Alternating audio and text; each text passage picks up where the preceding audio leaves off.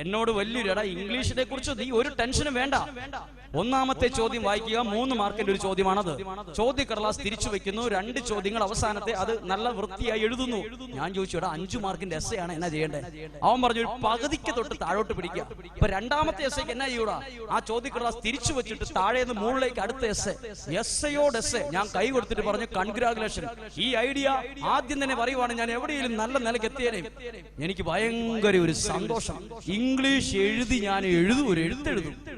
രണ്ടാമത്തെ പരീക്ഷ എഴുതാൻ പോകുമ്പോ എന്തൊക്കെയോ കുറച്ച് ഞാൻ വായിച്ചിട്ട് പഠിച്ചിട്ടുണ്ട്. എന്റെ ഉള്ള അറിവിൽ ജയിക്കാനുള്ള ഒന്നും എനിക്കറിയത്തില്ല. പക്ഷെ ഇവൻ എന്നോട് പറഞ്ഞതുണ്ട്, ചോദ്യം ഒന്നും വായിക്കരുത്, മാർക്ക് നോക്കോ എഴുതുക, മാർക്ക് നോക്കോ എഴുതുക. എനിക്കതുകൊണ്ട് നല്ലൊരു സ്പിരിറ്റ്, നല്ലൊരു പവറായിരുന്നു. ഞാൻ നല്ല സന്തോഷത്തോടെ ക്ലാസ് റൂമിലേക്ക് കയറി ഇരുന്നു. ഇംഗ്ലീഷ് എന്ന ചോദ്യ ക്ലാസ് കിട്ടി. അവൻ എന്നോട് പറഞ്ഞ ഐഡിയ പ്രകാരം ഒന്നാമത്തെ ചോദ്യം ഞാൻ വായിച്ചു പോലും നോക്കിയില്ല, മാർക്ക് നോക്കി തലേ ചോദ്യം തിരിച്ച് നല്ല വൃത്തിയായി എഴുതാൻ തുടങ്ങി. അങ്ങനെ എഴുതിക്കൊണ്ടിരിക്കുമ്പോൾ അസൂയ മൊത്ത പഠിക്കുന്ന കുട്ടികൾ എന്റെ നോക്കി കോപ്പി അടിക്കാൻ നോക്കുക. ഈ പിള്ളേർക്ക് ഞാൻ എന്റെ ഈ എഴുത്ത് കണ്ടിട്ട് അവർക്ക് തോന്നി ഞാൻ വലിയ നിലയിൽ എത്തുന്നു.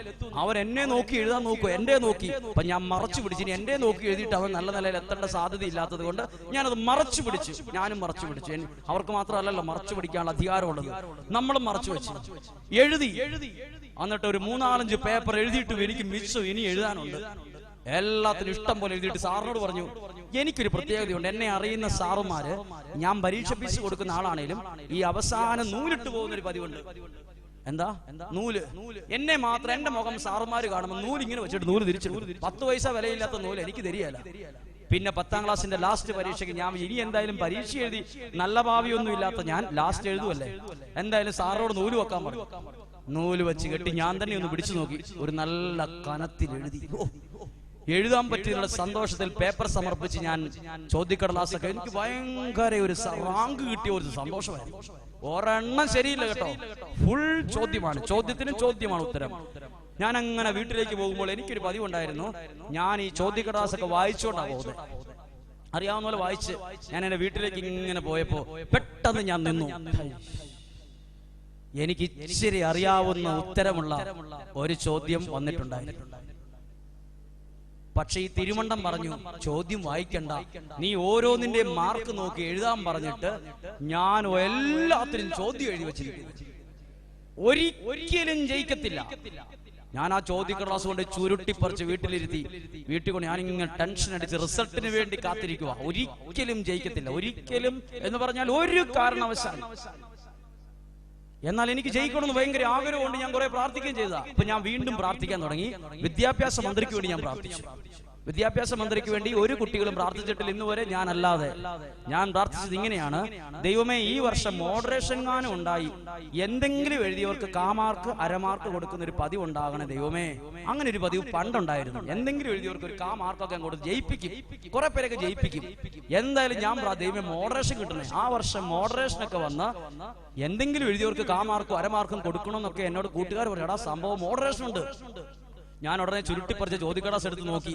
എല്ലാ ചോദ്യത്തിനും ഉത്തരം എഴുതി. എനിക്ക് എല്ലാത്തിനും മാർക്ക് കിട്ടിയാൽ തന്നെ മിക്കവാറും എഞ്ചിനീയറിംഗിന് കണ്ടു പോകേണ്ട ഗതികേട് വരാൻ സാധ്യതയുണ്ട്.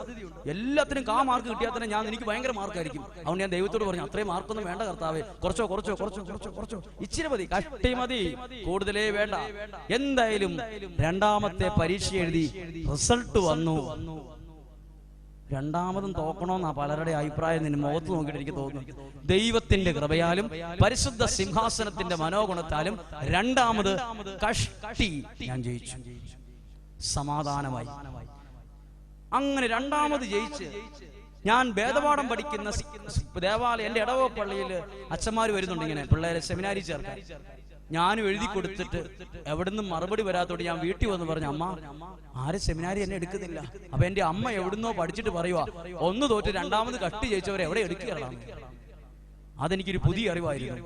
ഒന്ന് തോറ്റ് രണ്ടാമത് കഷ്ടി ജയിച്ചവരെ സെമിനാർ, അത് ശരി, ഏറെക്കുറെ ശരിയാണ്. എന്റെ വീട്ടിൽ 7 അച്ഛന്മാർ വന്നിട്ടുണ്ടായിരുന്നു. 7 വ്യത്യസ്ത സഭകളിൽ നിന്ന് എവിടുന്നൊക്കെ അച്ഛന്മാർ വന്നിട്ടുണ്ടായിരുന്നു. ഞാൻ കൊടുത്ത പേരനുസരിച്ചാ വരുന്നത്. എന്നെ ഇച്ചിരി വെളുത്തിരിക്കുന്നതുകൊണ്ട് വലിയ ബുദ്ധിയാണെന്ന് ഈ അച്ഛന്മാർ വിശ്വസിക്കും ചിലപ്പോൾ ആദ്യം കാണുമ്പോൾ. അപ്പോൾ എന്റെ വീട്ടിൽ വരുന്ന പാടെ എന്റെ അമ്മ പറയും, ചായയും ബിസ്ക്കറ്റും ഒക്കെ കൊടുത്തിട്ട് പറയും, ഒന്ന് തോറ്റത് അച്ഛോ, രണ്ടാമത് കഷ്ടി ജയിച്ചിട്ടേ ഉള്ളൂ. അപ്പൊ തന്നെ നല്ല ഗ്ലാമറുള്ള അച്ഛന്മാരാണേലും ഒപ്പീസിയലോലിരിക്കും മുഖം. അങ്ങനെ 7 അച്ഛന്മാർ വന്നിട്ട് എന്നെ എടുക്കാതെ പോയി. 8ാമതൊരു അച്ഛൻ എന്റെ വീട്ടിൽ 2ാമത്തെ കുർബാന കഴിഞ്ഞ് തിരിച്ചു വരുമെന്നുള്ള വാർത്ത ഞാൻ വീട്ടിൽ ചെന്ന് പറഞ്ഞു, അമ്മ പാലൊഴിച്ച് ചായ വേണം, അത് വേണം, ഇത് വേണം, അച്ഛൻ വരും, അതുകൊണ്ട് അമ്മ ദേവി ഇത് ചുപ്പ് രഹോ, ഏത് 2ാമത് തോറ്റൂന്ന് പറയരുത്. അമ്മ അതിനെക്കുറിച്ച് ഒന്നുമേ പറയരുത്. ഞാൻ അങ്ങനെ കർശനമായി താക്കീത് കൊടുത്ത് ഞാൻ അങ്ങനെയൊക്കെ പറഞ്ഞ് അച്ഛനെ കൂട്ടിക്കൊണ്ട് ഞാൻ എന്റെ വീട്ടിൽ കൊണ്ടുവന്ന് വീട്ടിലിരുത്തി. അച്ഛൻ ഇങ്ങനെ സംസാരിച്ച് ദൈവത്തിന്റെ കൃപ കൊണ്ട് അച്ഛൻ മാർക്ക് ചോദിക്കുന്നേ ഇല്ല. നല്ല സന്തോഷത്തോടെ ഇങ്ങനെ വർത്താനം പറഞ്ഞ് ചായ കുടിക്കുന്നു, റസ്ക് കഴിക്കുന്നു, മിച്ചർ കഴിക്കുന്നു, കേക്ക് കഴിക്കുന്നു. അച്ഛൻ ഭയങ്കര സന്തോഷത്തിലാണ്. അപ്പോൾ അച്ഛൻ ചായ കുടിച്ച ഗ്ലാസ് എന്റെ കയ്യിലോട്ട് ആ മേശപ്പുറത്തേക്ക് വെക്കാൻ പറഞ്ഞു. ഞാൻ ഈ ഗ്ലാസ് മേടിച്ച് ആ മേശപ്പുറത്തേക്ക് വെക്കാൻ തിരിയലും അമ്മ ആ ഗ്യാപ്പിൽ പറയുകയും, ഒന്ന് തോറ്റതാ അച്ചു. അതാ 8ാമത്തെ അച്ഛന്റെ മുഖവും അതുപോലെ ഇരിക്കുന്നു. ഞാൻ അന്നേരം ഓർത്തായിരുന്നു അമ്മയുടെ കാൽ ഒരു ചവിട്ട് കൊടുക്കണമെന്ന് എനിക്കൊരു ആഗ്രഹം ഉണ്ടായിരുന്നു. 2ാമത് തോറ്റു എന്ന് പറയരുന്ന് പറഞ്ഞതാ. ഈ അച്ഛൻ ചായയും കുടിച്ച് എന്നോട് പറഞ്ഞു, എന്നാ എന്നെ ആ പള്ളിമുറി വരെ ഒന്ന് കൊണ്ടുവിടണമെന്ന് പറഞ്ഞു. ഞാനും അച്ഛന്റെ മുമ്പിൽ നടന്ന് പള്ളിമുറിയിലെത്തി. പള്ളിയിലോട്ട് കയറിയിട്ട് അച്ഛൻ എനിക്കൊരു ടാറ്റ തന്നു. എന്നിട്ട് ഞാൻ അന്നേരം അച്ഛനോട് ചോദിച്ചു, അച്ഛോ എന്നെ സെമിനാരിയിൽ എടുത്തോന്ന്. അപ്പോൾ അച്ഛൻ പറഞ്ഞു, പറയാറായിട്ടില്ല എന്ന് പറഞ്ഞു. ഞാൻ ചോദിച്ചു, ഉള്ള ചായയും ഉള്ള ബിസ്ക്കറ്റും ഉള്ള കേക്കും കഴിച്ചിട്ട് പറയാറായിട്ടില്ല അച്ഛോ എന്നെനിക്ക് പറയണമെന്ന് ആഗ്രഹം ഉണ്ടായിരുന്നു. അന്നത്തെ ധൈര്യത്തിന് അതെനിക്ക് പറയാൻ ഞാൻ വളരെ എളിമയോട് ചോദിച്ചു, എപ്പോഴാ അച്ഛ പറയുക? അപ്പോഴാണ് ഒരു വാർത്ത അച്ഛൻ പറയുന്നത്, ഇവിടെ 2 അൾത്താരപാലന്മാരുണ്ട്, നമുക്ക് പ്രാർത്ഥിക്കാം സമാധാനം നമ്മോടുകൂടെ എന്ന് പറയുന്നവരുടെ പേരാണ് അൾത്താരപാലന്മാർ. ഈ അച്ഛന്മാർക്ക് പണ്ടേ പ്രിയം അൾത്താരപാലന്മാരോടാണ്. ഞാൻ ഇന്നുവരെ അൾത്താരപാലൻ ആയിട്ടില്ല. ഞാൻ എവിടെയോ നിന്ന് പള്ളിയിൽ കൂടി സാധാരണ പോകുന്ന ആയതുകൊണ്ട് ഈ അച്ഛന് പ്രിയം ഇവരെയാണ്. അതുകൊണ്ട് എന്നോട് പറഞ്ഞു, ഇന്ന 2 കുട്ടികൾ പേര് തന്നിട്ടുണ്ട്, അവര് വരുന്നില്ലെങ്കിൽ നിന്നെ എടുക്കാന്ന് പറഞ്ഞു. എന്റെ പ്രാർത്ഥന ഞാൻ പെട്ടെന്ന് മാറ്റി.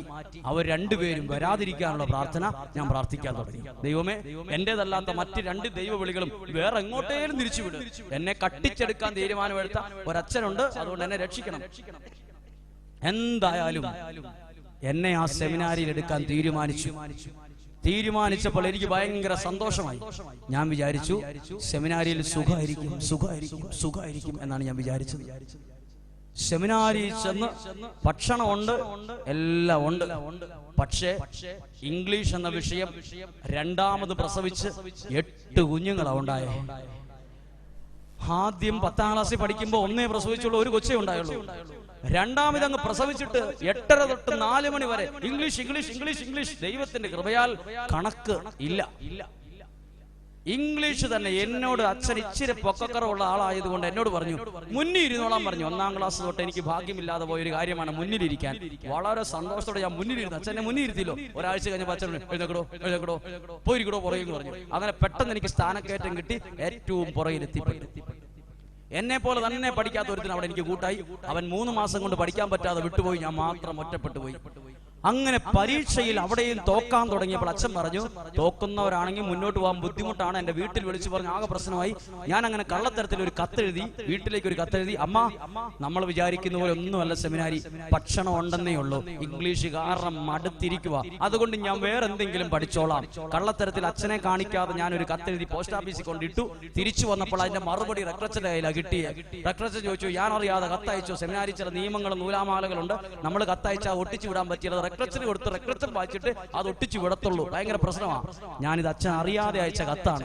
അച്ഛനോട് ചോദിച്ചു, ഇങ്ങനെ കള്ളത്തരത്തിൽ കത്ത് എഴുതിയായിരുന്നു? അതായത്, പക്ഷെ ആ കത്ത് തിരിച്ചു വന്നപ്പോൾ എന്റെ അമ്മ എഴുതിയിരിക്കുവാണ്, നിനക്ക് സെമിനാരിയിൽ പഠിക്കാൻ ബുദ്ധിമുട്ടാണെങ്കിൽ നീ ജപമാല ചൊല്ലി 3 നന്മ നിറഞ്ഞ മറിയമേ എന്ന പ്രാർത്ഥന ചൊല്ലി ഇംഗ്ലീഷ് എന്ന വിഷയം പഠിക്കുക.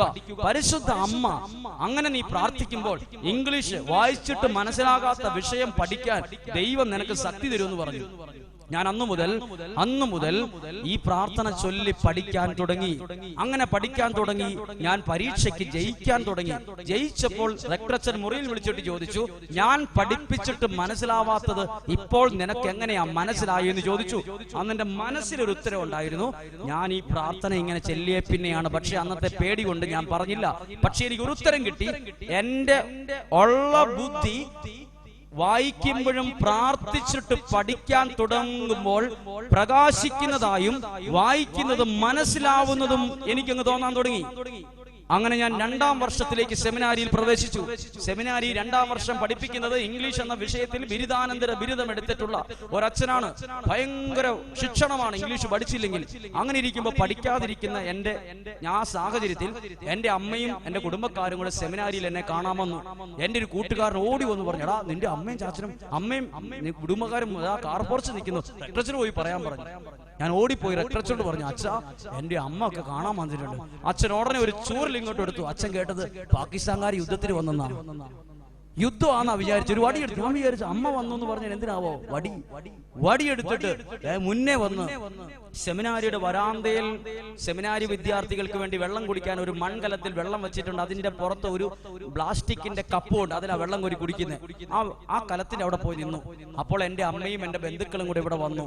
കൃത്യം അവിടെ നിന്നപ്പോ റെക്ടറേച്ചർ ഉടനെ എന്നെ നോക്കി പറഞ്ഞു, ഇവന് ഒരു കഴിവുമില്ല. 1ാം ക്ലാസ് തൊട്ട് ഞാൻ അത് കേൾക്കുന്നതായോണ്ട് ഈ ഭാഗത്ത് നല്ല തഴമ്പ. 1ാം ക്ലാസ് തൊട്ട് ഞാൻ കേൾക്കുന്നതാണ്, ഒരു കഴിവുമില്ല. സെമിനാരി ചെല്ലുമ്പോഴും അതാണ് തേട്ടു. പക്ഷെ എനിക്ക് 1ാം ക്ലാസ് തൊട്ട് 10ാം ക്ലാസ് വരെ എന്നോട് കഴിവില്ലെന്ന് പറഞ്ഞിട്ട് എനിക്ക് ഒരു ഫീലിംഗും തോന്നിയിട്ടില്ല.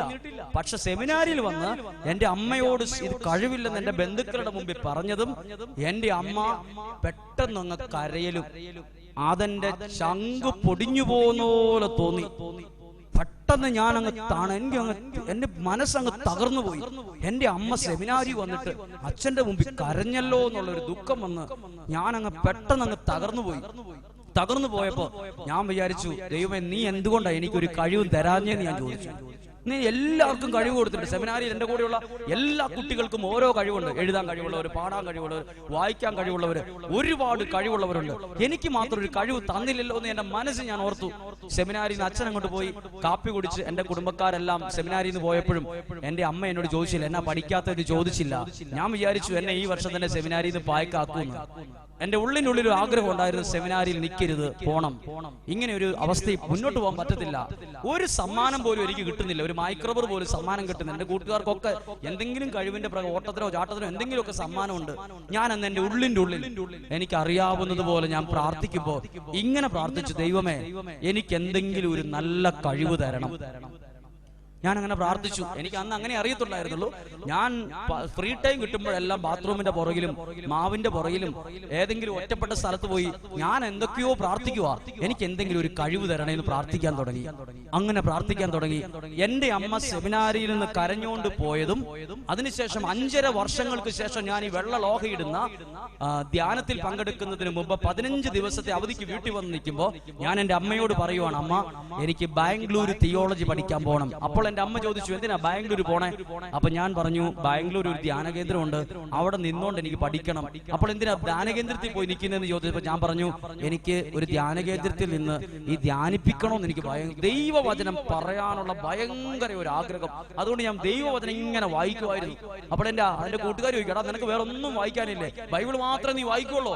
അങ്ങനെയൊക്കെ പറഞ്ഞ് കളിയാക്കുമ്പോൾ എനിക്ക് ഈ ബൈബിൾ വായിക്കാനുള്ള ഭയങ്കര ഒരു ദാഹം. എങ്ങനെ കിട്ടിയെന്നറിയത്തില്ല. ഈ ബൈബിൾ വായിച്ച് എനിക്ക് ധ്യാനം നടത്താൻ, വചനം പറയാൻ ഒരു ആഗ്രഹം.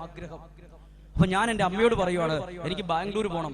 അപ്പോൾ എന്റെ അമ്മ മറ്റൊരു വിവരം എന്നോട് പറഞ്ഞത് ഇങ്ങനെയാണ്, സെമിനാരിയിൽ നിന്നെ കാണാൻ 5-5.5 വർഷങ്ങൾക്ക് മുമ്പ് വരുമ്പോ നിന്നെ പഠിപ്പിച്ചിരുന്ന അച്ഛൻ നിനക്കൊരു കഴിവുമില്ല, പഠിപ്പിച്ചിട്ട് മനസ്സിലാകുന്നില്ല, മുന്നോട്ട് കയറ്റി വിടാൻ പറ്റത്തില്ല, അങ്ങനെയൊക്കെ പറഞ്ഞപ്പോ അമ്മയുടെ മനസ്സ് പോയി.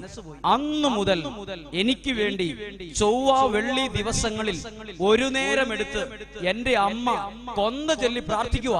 എന്റെ മൂത്ത മകന്, ഞാൻ എന്റെ വീട്ടിലെ മൂത്തയാളാ, മൂത്ത മകന് ദൈവമേ നീ അറിഞ്ഞൊരു കഴിവ് കൊടുക്കണമേ, കൊന്ത ചൊല്ലി പ്രാർത്ഥിക്കാൻ തുടങ്ങി. വീണ്ടും പ്രാർത്ഥിച്ചു. അവൻ സ്കൂളിൽ പഠിപ്പിച്ചുകൊണ്ടിരുന്നപ്പോ അവനെ കുറിച്ച് അധ്യാപകർ പറഞ്ഞതും കഴിവില്ലെന്നാണ്. സെമിനാരി ചെന്നപ്പോ ഇതാ അച്ഛന്മാരും പറയുന്നു കഴിവില്ലെന്ന്. അവനൊരു കഴിവ് കൊടുക്കണമേ എന്ന്. ഇപ്പോൾ ഈ പ്രിയപ്പെട്ടവരായ നിങ്ങൾ ഇവിടെ ഇരിക്കുമ്പോ എനിക്ക് നല്ല ഉറപ്പുണ്ട്, എന്നേക്കാൾ വിദ്യാഭ്യാസം ഉള്ളവരായി ഇവിടെ ഇരിക്കുന്നതെന്ന്.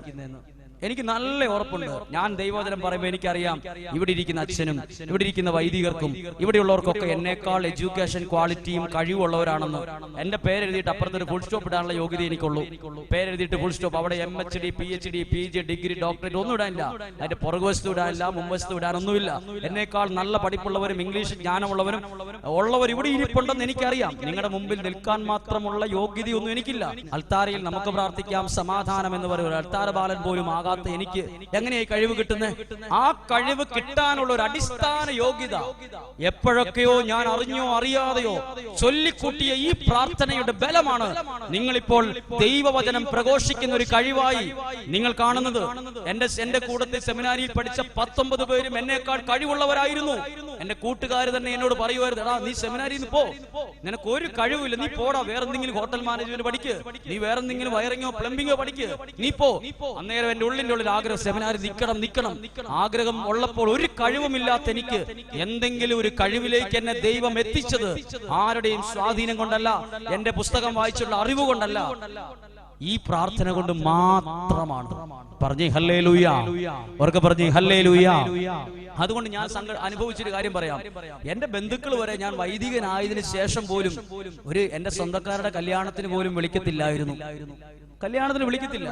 എന്റെ കുടുംബക്കാർ പോലും കല്യാണത്തിന് വിളിക്കുമ്പോൾ പരിചയക്കാരായ അച്ഛന്മാരെ കൊണ്ട് പ്രസംഗം പറയിപ്പിക്കും, കുർബാന ചെല്ലിക്കും. കാരണം അവനറിയാം ഞാൻ 10ാം ക്ലാസ്സിൽ തോറ്റ ഒരുത്തനാ, സെമിനാരിൽ പോയി അച്ഛനായ.